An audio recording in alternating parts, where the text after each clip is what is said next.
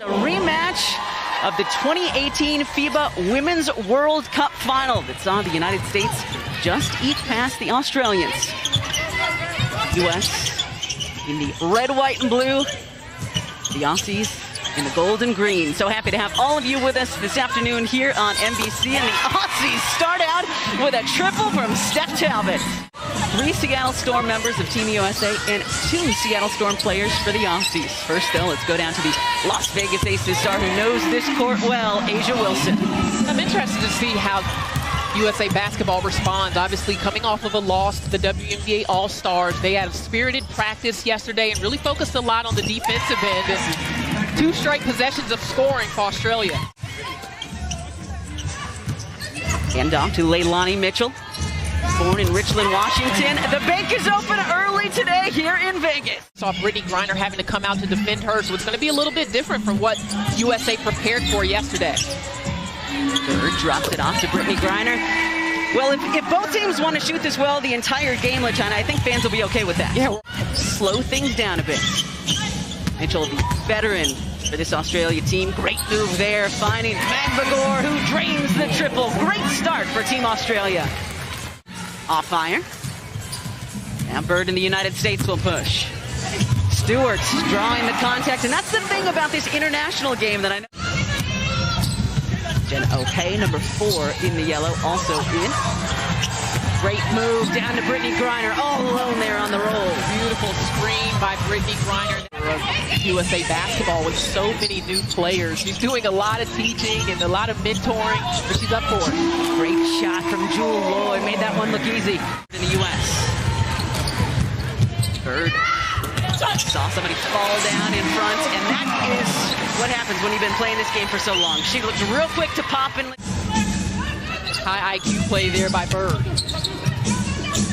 60% from the floor, 70 from the strike, and hey, Jen O'Hay can shoot too. Backup point guard for Sioux now in. Chelsea Gray, number 8. Ariel Atkins, the lefty floater in the lane. That was pretty. Tough bucket. Nigeria men were raining threes here just a couple of days ago.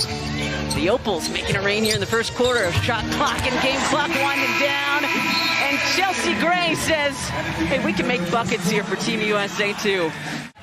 Team USA adjusts defensively here in the second quarter. 6 made field goals in that first quarter for the Australians as Magbegor is back in and drops in another 5 of them, LaChina, from 3-point range. 5 of 10 from distance.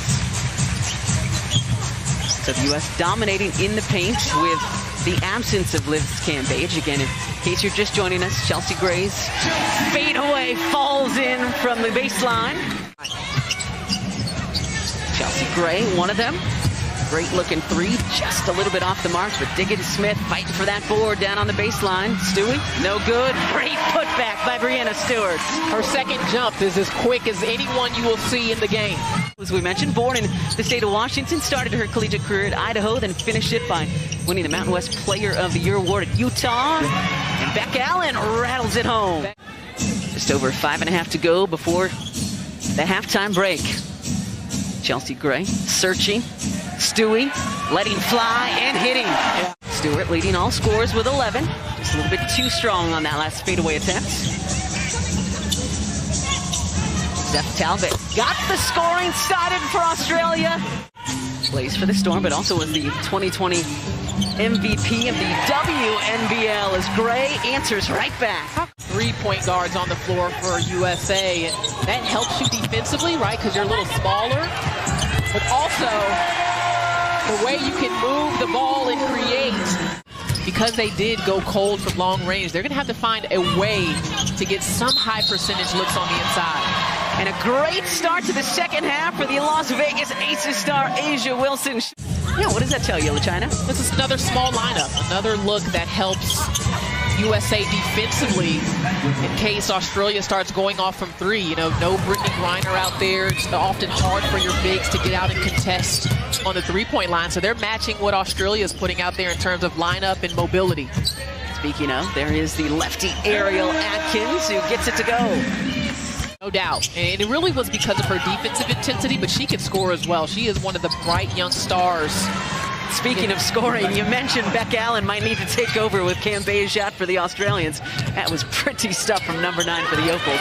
And now a steal by Steph Talbot.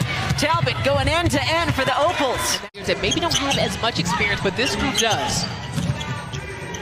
Led by the New York Liberties. Beck Allen drains another long 2. How about the tight handle by Beck Allen at 6'2"? That she doesn't listen to music before the game. Just likes to sit in silence and get into the zone. A'ja Wilson, little double pump there for A'ja.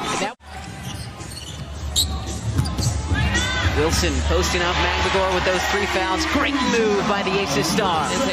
There were letters written by the 96 team to this current team. We talked about how just open you all are. Who did you write your letter to and what did it say?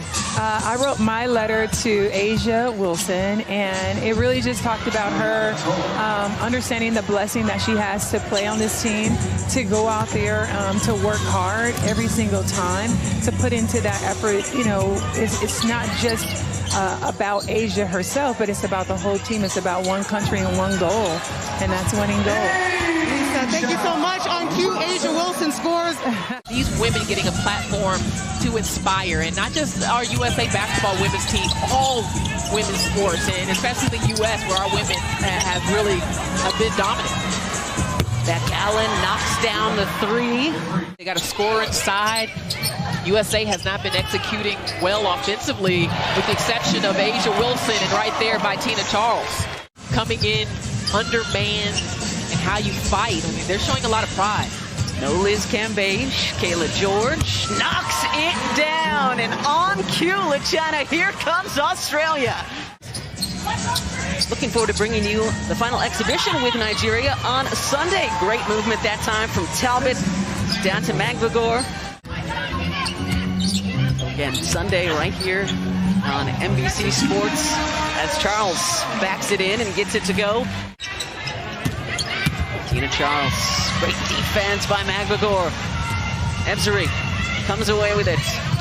And nice floater off glass by Nigeria. Upset for the Australian Boomers. The men's team. Great pass down to Kayla George. When your big's running the floor, you got to find her.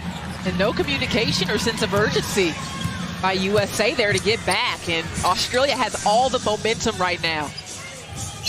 It's a 1-point game. Another defensive stand by the Opals. Ebzery, no. But Talbot there on the follow and the putback. And whatever Sandy Brondello said at the halftime break, LaChina, it certainly helped because only able to force 3 United States turnovers in the first half. As Fowles able to get that offensive rebound and put it back. They 60-59 U.S. There's George again running the floor. Mitchell knocks down the triple. Diggin Smith on her hip. Katie Ray Ebzery. Oh, what a head fake that time by Katie Ray. And things right as he gets set to head to Tokyo next week. Lisa Collier picking up that loose ball to Sue Bird. Bird and Diana Taurasi in search of their 5th gold medal. Big to big, little high-low action. George caught herself too far under the hoop that time, but what a move to find some space by Kayla George. Even down the stretch of this one, those get tight. Sue Bird, no good. Stewart with the offensive rebound and the putback. A massive 3-point opportunity for the United States. I had a feeling this was going to be a good one.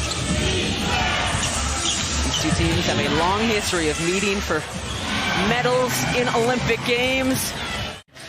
The Opals getting that ball might have had a case. Instead, we play on. Great ball movement by the Opals. Oh my, Tolo with the finish. Gets it to Breanna Stewart, guarded by George. The step back 3 to tie, no good. And the Opals pull the upset here in Vegas.